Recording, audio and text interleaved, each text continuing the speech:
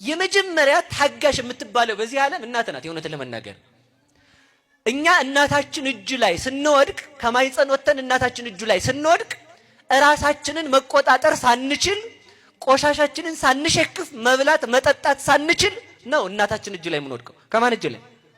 በሉ ከእናታችን በሉ እንጂ ያቺ እናት ናት ታዲያ ቆሻሻውን ጠርጋ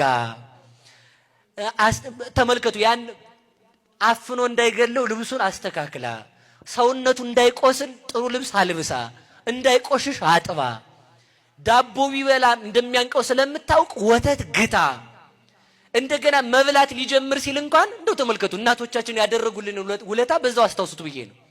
ዳቦ የመጀመሪያ ቀን አይሰጡትም። ይሰጡታል እንደ እናቶቻችን እንደ ምንድን ነው እህል እንዲጀምር ከተፈለገ አጥሜት፣ ከዛ ደግሞ እንጀራ እንዲበላ ደግሞ እያላመጡ እንደዚህ ያኘኩ እያላሙ ነው የሚሰጡት። ለምን? እንዳይሞት ማለት ነው። ከዛ ከፍ ሲል ተመልከቱ ቆሻሻውን ሁሉ ታግሰው ጠርገው ምን ብለው ከዛ ከፍ ሲል ደግሞ ጨዋታ ሲጀምር ሄድ ተጫውተና ካካ ምናምን እንዳትነካ ውሻ ጋር እንዳትጫወት ሲባል እሱ ሄዶ ለውሻው ዝንብ ሲያባርር ይውላል ማለት እያለ የውሻ ዝንብ ሲከለክል ማለት እናት ስለሆነች የውሻ ዝንብ ቢከለክል እንኳን ሲመጣ እንደምትለው ልጄ ይሄ ውሻ አይነካም ብላ እጁን አጥባም ሰውን ተበለዋል።